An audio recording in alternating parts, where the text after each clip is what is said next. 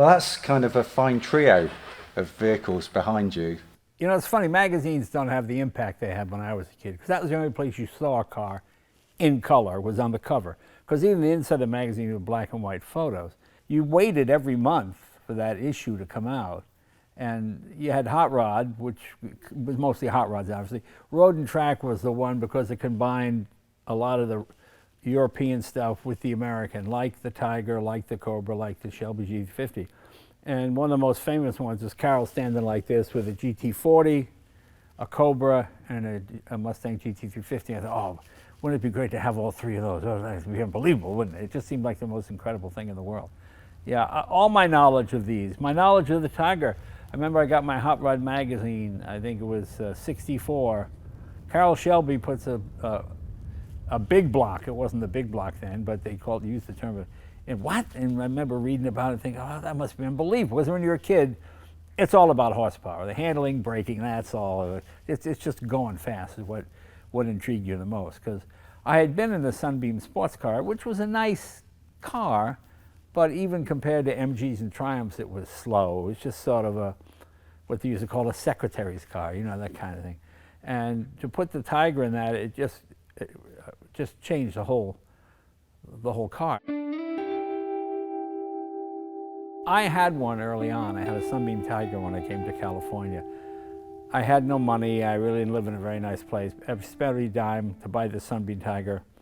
Had a built 289 in it, which was way overpowered for the car. And I couldn't afford tires. You know, I'd drive it in California heat.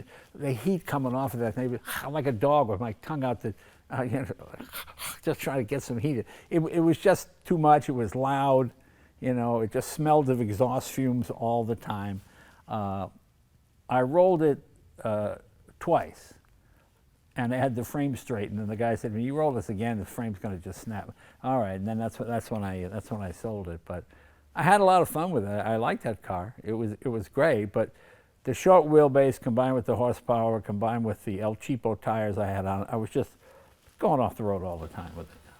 So we have you down in 1977 as a member of the US Tiger Club. Yeah, I think I probably joined around 77. Yeah, I think I bought it in 75 or 76. So was that before you had any cash, and that was the most horsepower you could get for the least money? Oh yeah, that was that and motorcycles. Yeah, that's where the horsepower was. And back in those days, 200 horsepower was considered a lot for a car. You know, there wasn't, I mean, the most powerful thing you could get was a Corvette, and that was maybe, well, 360 was the most you could get. So the Tiger was pretty impressive. It was pretty impressive. They used to call it the poor man's Cobra, and, well, I was a poor man at the time, and that was my Cobra. I mean, it had the same transmission, the same engine, the same power as a Cobra, but it wasn't a Cobra.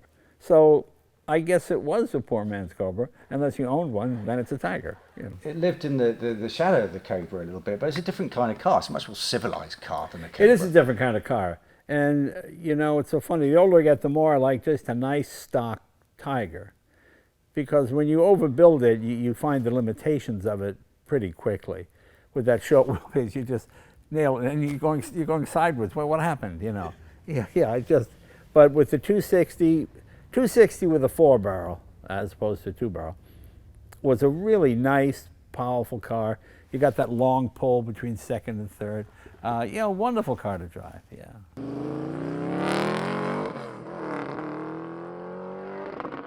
What's your kind of favourite Shelby piece then? If push came to shove and they said, Jay, you can only have one Shelby based motor. Well, if you can only have one Shelby, like I live in communist China and you're only allowed one Shelby per family, you know, I think the GT350 Mustang would be probably the one, because it can be used as a car. You can't really use the Tiger or the Cobra as your go-everywhere car, because you really can't lock it. You know, it doesn't have any windows. You can't carry lumber home from Home Depot in the back of it. You can't even put groceries in it, really. There's no room at all. So the GT350, I think, would be the most fun. And to this day, it's still a lot of fun to drive with the live axle and the side pipes, and you feel like you're driving a race car. and that's a classic case of all the fun is between 40 and 100, you know. I enjoy watch. You know, I've got an F1 McLaren, and the tank goes like this. Woo! Okay, now I'm in jail. What happened? You know. Whereas with the Shelby, it's kind of watch it sweep, you know, and watching. You look at the tank, make the shift, watch it come up again. I mean, there's a whole visceral thing involved with it. So if I could only keep one. So you wouldn't give us a soundbite, say, if I could only have one Shelby-based car, it would be the Sunbeam Tiger. Oh, you want me to say the Tiger?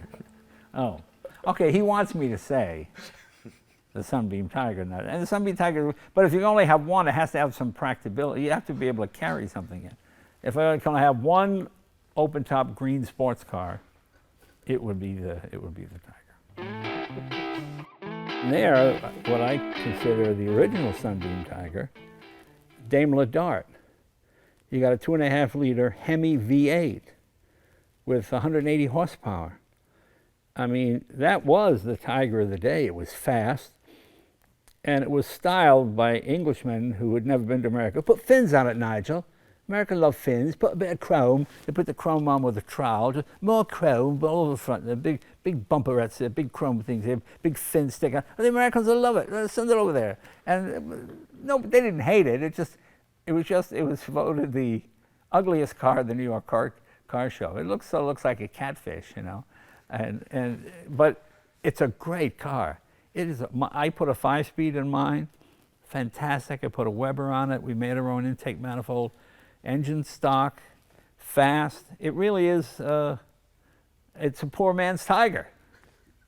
So would you swap your Daimler Dart for Steve's Tiger? Well, I can afford to have both. That's a nice thing. That's a good thing about being Jay Leno. Yeah, that's right. Yeah, that's what I know. I just can't get that to it. Yeah, I just never sold anything, but the Daimler Dart that's a really unappreciated car. People just have no idea how good it is. I mean, the cops bought them to chase the bikers. They use the Tiger as a chase car. I mean, yeah. being a 60s policeman, I think you had a look at what fast car you liked. Right, yeah. They all have that little bell at the front, don't they? Oh, yeah, it's funny. I often wonder, how does that work? What have they got? It's not electric, is it? That'll strike fear into people. They go, oh boy, I better pull over. The ice cream man's coming. That's the British thing. We don't believe in nightsticks and step away from the car, sir. Yeah. Well, they do now. Yeah. Anything there you could use? I hope I wasn't. Well, I'm sorry, it's all going to hit the cutting floor. Oh, okay, yeah. Is that all right? Should we go again? Well, no, yeah. Should we go again with some good answers? Was I supposed to pick the Tiger out of the three? No, of course not. I but think it would be, if you want to give us a soundbite, I'll circulate it amongst the Tiger boys. Okay. Then it would be a good soundbite to have. See, the Tiger guys are all here, and they're furious that I didn't pick the Tiger.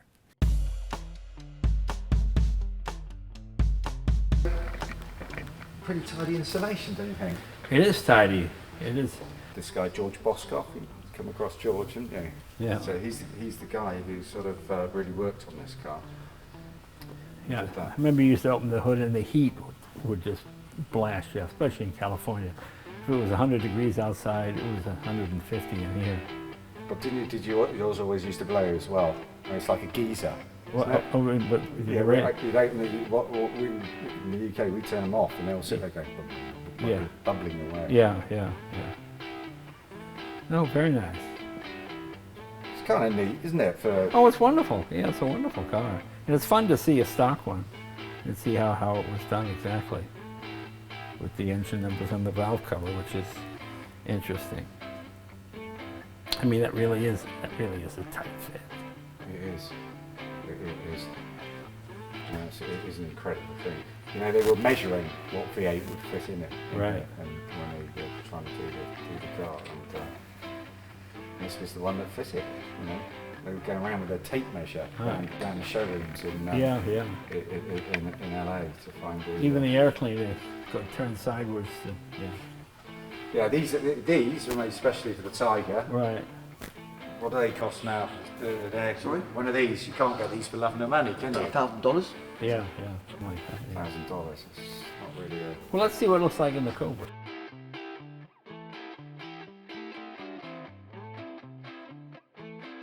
When we look at this, it's not quite the same level of shoehorning as that, No, is it? no. You probably could...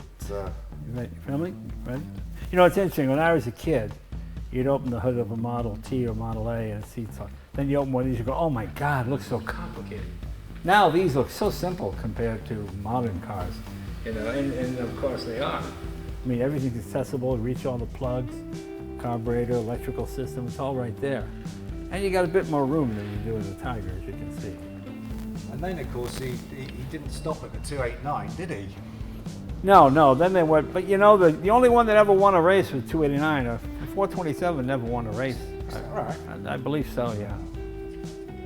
I didn't know that. But yeah, there's plenty of room in there. You can keep that one reasonably cool, I think. Yeah, yeah. And this one does run very cool. I never had a problem with it. And he was getting real reliability out of the 289 as well, wasn't he? Well, it was a real reliable engine. I mean, that was, you know, you can pick on the American cars for a lot of things, but they're durable, and heat and air conditioning are unbelievable. I mean, it's amazing to me. You know, it took, even Mercedes-Benz took years to catch up to the American air conditioning systems, and the luxury cars, they were noisy, and there'd just be one vent in the middle, and you know. I mean, I've got a Chrysler over there. It's got air conditioning front and back. You can hang meat in this thing. It's ridiculous how cold it gets. But Ford must have loved this. This is what Ford were in it for, weren't they?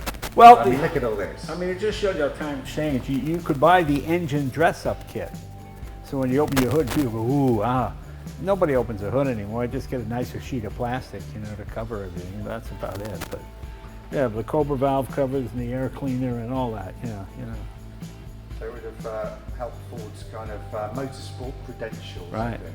But even these were dropped in the late 60s, early 70s to, I mean, they used to have SC Cobra 427s, and they'd take the stripe off and they'd just try to sell them as just car. It was just too much car for the street for most people.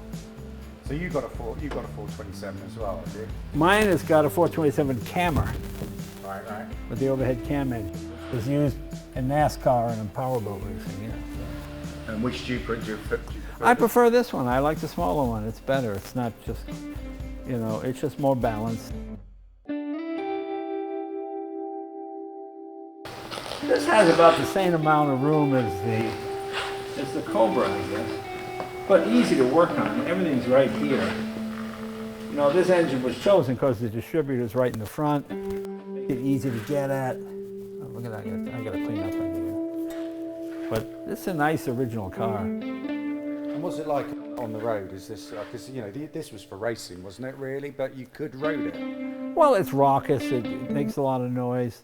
You know, modern sports cars. I got the P1, which is a lot of fun, but you got to be going well over 100 to get any sense of speed out of it. Whereas this is the classic. All the fun is between 40 and 120. It just makes noise, and the solid axle, you can slide around on it, and it's just a lot of fun. It's very predictable. You know, yeah. And it's a good-looking car. Now, this first generation Mustang is usually the first version of anything is almost always the best, you know. And did he make it handle? Did the Shelby guys make this handle, or was it still a bit of a truck? Well, it handled. It was a really fast truck.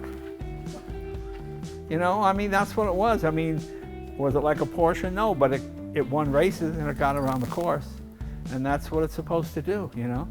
Max Bolchowski used to build cars. He had that 401 Buick, Old Yeller, and he knew the softer the tire, the more traction it got, and he'd run them on low air pressure, and he would beat Ferraris and Maseratis with a 401 powered Buick. You know, so it was an interesting time.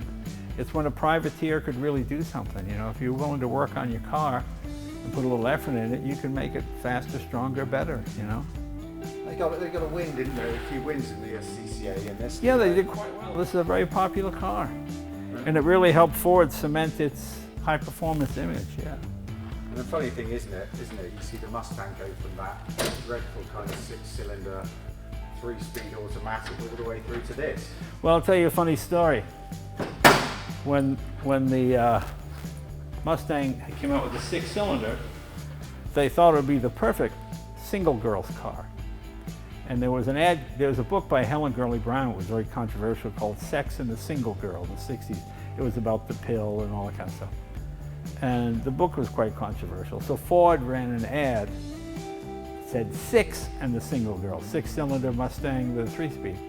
And in Boston, they wouldn't let him put the billboards up because, ooh, it related to sex. Good crazy. Yeah, isn't that funny?